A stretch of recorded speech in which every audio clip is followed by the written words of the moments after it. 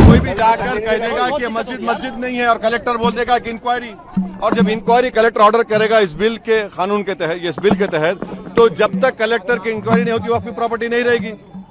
यही होगा ना। अगर आपकी मस्जिद है, कोई आके बोलेगा मस्जिद नहीं है, कलेक्टर को कंप्लेन दे दिया, कलेक्टर इंक्वायरी ऑर्डर करेगा, इंक्वायरी तक जब इंक्वायरी ऑर्डर करेगा तो वो मस्जिद ही नहीं रहेगी, वक्फ नहीं रहेगा।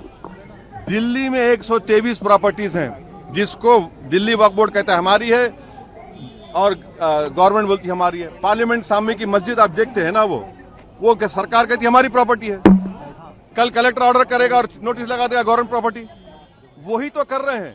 और हिंदू धर्म में, सिखों के धर्म में, जैन धर्म में, बौद्ध धर्म में उनके जो मजहबी बोर्ड्स हैं उसमें तो कोई उन्हीं का मजहब का नहीं बन सकता है। यहाँ पर आप कैसे बना रहे हैं फिर, और ज्यादा बना सकते हैं क्या?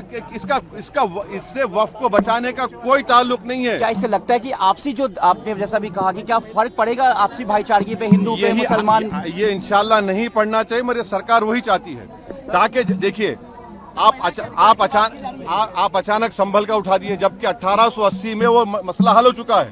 सर वो कह रहे हैं कि पासमानदा मुसलमानों को जगह दी जाएगी। अरे भाई, पासमानदा मुसलमान का, आपका एक मुसलमान का एमपी नहीं है? बेशर्मी की भी कोई हद होती है यार। तुम एक एमपी को नहीं बना सकते? लोकसभा में कितने एमपी है तुम्हारे पास? कितने तुम्हारे पास मंत्री है बताओ, मिनिस्टर है? आप हमको ये बताइए कि कौन सा प्रोविजन जो वक्फ को फायदा पहुंचाएगा। सर ये मुहिम, सुनिए, आप कह रहे हैं कि ओरल गिफ्ट नहीं होगा, और फिर आप कानून ये कह रहा है कि अगर मैं वक्फ, ये बिल में कह रहे हैं कि आप ओरल गिफ्ट मस्जिद को नहीं कर सकते मगर ओरल गिफ्ट अपने औलाद कर सकते। ये कौन सा कानून है? ट्रांसफर ऑफ प्रॉपर्टी एक्ट तो एक्ट है ना, कैसा करेंगे आप? ये काट के हटा दो। महिला पहले से मेंबर है, महिला आप लोग पढ़ते नहीं है, महिला पहले से मेंबर है। हमारा काम विरोध करना है क्योंकि ये अनकॉन्स्टिट्यूशनल है। ये बिल वक्फ की जायदाद को बचाने के लिए, एनक्रोचर्स को निकालने के लिए नहीं, ना उसकी इनकम को बढ़ाने के लिए, बल्कि वक्फ की जायदादों को खत्म करने के लिए, मुसलमानों से उनकी मस्जिदें, दरगाहें, खानकाहें, कब्रिस्तान को छीनने के लिए इस तरह का प्रोविजन उसमें रखा गया है। तो इनकी नीयत खराब है और ये चाहते हैं कि देश में और दूरियां बढ़े दो बड़े समुदायों में। तो इसका विरोध, क्योंकि संख्या बल तो है बीजेपी। अरे हाँ, देखिए, हम तो ये कह रहे हैं कि हम विरोध करेंगे। अगर चंद्रबाबू नायडू, पासवान साहब और नीतीश कुमार और हमारे अजीत सिंह साहब के बेटे अगर इसका तायीद करेंगे तो इनको जनता जिंदगी भर याद रखेगी। बिहार में ले जाएंगे इस मुद्दे को, नीतीश कुमार के खिलाफ ये देखते हुए, क्या बिहार में आप ले जाएंगे इस मुद्दे को? ये तो देश में जाएगा मुद्दा, सिर्फ बिहार के नहीं, देश में जाएगा, बिहार में जाएगा। हमारा देश अगर चलेगा तो संविधान के अनुसार चलेगा। हमारा देश अगर चलेगा तो भारत और हिंदुस्तान की वो पुरानी संस्कृति जिसमें हम अमन, चैन और भाईचारा को तवज्जो देते हैं, उस आदर्शों पर चलेगा। और आज हम सब समाज में मिलजुल कर शांति में जीना चाहते हैं, अमन के साथ, भाईचारे के साथ, सद्भावना के साथ जीना चाहते हैं। हम सभी के धर्मों ने सिखाया है कि धर्म का अगर पालन करना है तो औरों के धर्म को भी सम्मान करना पड़ेगा। ये है हमारी धर्म की सीख कि कोई भी इंसान हो, अगर उसको एक अच्छा इंसान बनना है तो दूसरे के प्रति भी उसके मन में श्रद्धा और उसके मन में सम्मान होना चाहिए।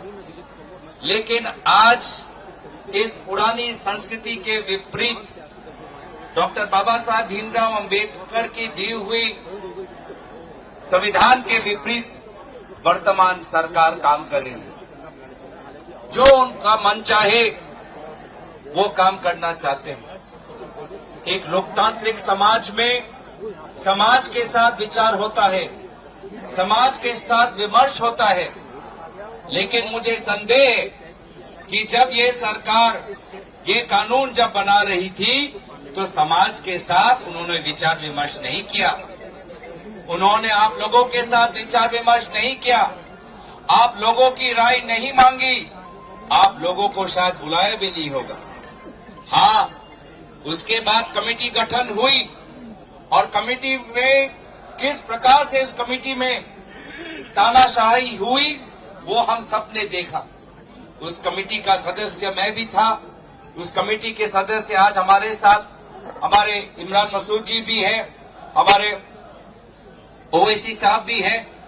बार बार हम कमेटी से बाहर निकलकर देश को बताते थे मीडिया के द्वारा कि कमेटी के अंदर किस प्रकार से संविधान के साथ नाइंसाफी हो रही है, पार्लियामेंट की मर्यादा के साथ नाइंसाफी हो रही है, पार्लियामेंट के नियमों के साथ नाइंसाफी हो रही है। हमने बार बार ये उठाया और इसीलिए इस कानून जिसका उद्देश्य सिर्फ समाज में द्वेष फैलाना है, इस कानून का हम विरोध करते हैं। मैं अपनी पार्टी की भी नुमाइंदगी करता हूं, इसलिए कि ये मामला किसी एक अकेली पार्टी का नहीं है, ये किसी खास किसी इदारे का नहीं है। ये एक कौमी हमारा एक कौमी इस्तेहाद है। ये कौम की तरफ से जिस कौम में हर मजहब के लोग जिसमें मुब्तला हैं, उस कौम की तरफ से एक आवाज उठी है। और आवाज अगर उन लोगों के दिल तक पहुंच जाए जो यकीनन ये कहते हैं कि हम हिंदुस्तान के आईन और हिंदुस्तान की कॉन्स्टिट्यूशन की बात करते हैं, तो हिंदुस्तान की कॉन्स्टिट्यूशन की जो बात करता है वो ये समझ जाए कि हिंदुस्तान का एक नजरिया है, हिंदुस्तान का एक तस्वुर है, हिंदुस्तान का एक ख्वाब है कि यहाँ पर मुख्तलिफ रंग के फूल एक साथ इकट्ठे होकर एक गुलदस्ता बनाएंगे और वो फख्र से हम कहेंगे कि वो हमारा हिंदुस्तान है। और उसमें खुशबू हर किस्म की खुशबू होगी। ये हमारी खुशकिस्मती है कि हमारी कौम ने हिंदुस्तान के मुसलमानों ने पीढ़ी दर पीढ़ी हिंदुस्तान की बढ़ोतरी के लिए, हिंदुस्तान की मकबूलियत के लिए कितना काम किया है और कितनी अपनी खिदमत पेश की है, इसको कोई नजरअंदाज नहीं कर सकता। और फिर ये सिर्फ हिंदुस्तान तक मामला रुकता नहीं है, ये पूरी दुनिया को एक पैगाम पहुंचाता है। दुनिया भर में ये सवाल उठ रहे हैं कि दुनिया में लोग अपना तवज्जुह कैसे पेश करें, अपनी बात कैसे कहें। हिंदुस्तान एक ऐसा नमूना था, एक खूबसूरत नमूना था जिसको दुनिया मानती थी और जिसको दुनिया समझती थी कि हम इनके रास्ते पर चले, इनके नक्शे कदम पर चले तो हमको भी यकीनन कामयाबी मिलेगी। आज उस पर एक सवालिया निशान लगाया जा रहा है। सवालिया निशान इस बात पर नहीं है कि हमारा एक इदारा है, उस इदारे पे दखल अंदाजी करने की कोशिश है, बल्कि यहाँ पर जो हमारी पहचान है, जो हमारी तहजीबी पहचान है, उस पर एक सवालिया निशान है। जो हमारा ईमान है उस पर एक सवालिया निशान लगाया जा रहा है। ये समझते नहीं है कि वक्त का कितना करीबी ताल्लुक हमारी तहजीब से है, हमारी ईमान से है। और ये सवाल एक बड़े पैमाने पे सवाल उत्तराखंड में उठा है, जो यूसीसी का मामला आया है वहां पर ये सवाल उठा है। हमें कहीं किसी से ये गुरेज नहीं कि वो अपनी जिंदगी कैसे जीना चाहते हैं। हमारा सिर्फ एक कुछ कहना है तो ये कहना है कि हमको हमारी जिंदगी अपने उसूलों पर जीने दीजिए, अपने ईमान पर जीने दीजिए। और हम चाहेंगे कि आप अपने ईमान पर जिए। किसी किस्म का कोई टकराव की कोई कहीं पर गुंजाइश नहीं है। और इसी स्पिरिट के साथ बहुत कुछ हुआ है। कहा जाता है कि हमने बड़ी तफसील से लोगों से बात करी, गुफ्तगू की, सबको कंसल्ट किया। उसका एक ही जवाब है कि आपने कंसल्ट किया, आपने हमको सुना कि नहीं सुना, लेकिन आपने हमें समझा नहीं।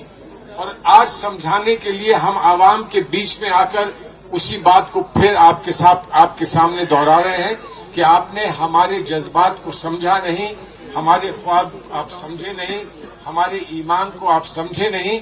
इसको समझने की कोशिश कीजिए, इसमें आपका कोई नुकसान नहीं। हाँ, ये सवाल उठता है कभी कभी ये सवाल उठता है कि हम अपने निजाम में बेहतरी कैसे करेंगे। हम अपने निजाम में अगर कहीं पर कोई कमी है, कहीं पे कोई गुंजाइश है जो हम उसको बेहतर कर सके, तो वो हमारा फैसला है। हमारी आवाम फैसला करेगी, हम लोग आपस में बैठ के फैसला करेंगे। अगर कोई तनकीद करता है तो वो समझ जाए कि उससे पहले अपनी कमी और अपने से शिकायत हम खुद कर लेंगे, दूसरे को हम उसकी गुंजाइश नहीं देंगे कि वो हमारी शिकायत करे। तो आप हजरात से मेरी गुजारिश ये है कि जिस स्पिरिट में आपने और जिस हिम्मत के साथ आपने इसका सामना करने का इरादा किया है, आप यकीनन आपके साथ हम लोग सब हैं। इसका सामना सड़कों पे जो कर रहे हैं, आप यहां से पैगाम पहुंचा रहे हैं, वो अपनी जगह है, लेकिन कानून के इदारों में इसका सामना कैसे होगा उस पर भी हमको बैठकर बहुत सूझबूझ के साथ कदम उठाने पड़ेंगे। और यकीनन हम अपने इस मुल्क में जब हम संविधान में और कॉन्स्टिट्यूशन में यकीन रखते हैं तो मुझे पूरा भरोसा इस बात का है कि कॉन्स्टिट्यूशन हमारा साथ देगा, ईमान का हम साथ देंगे, कॉन्स्टिट्यूशन हमारा साथ देगा।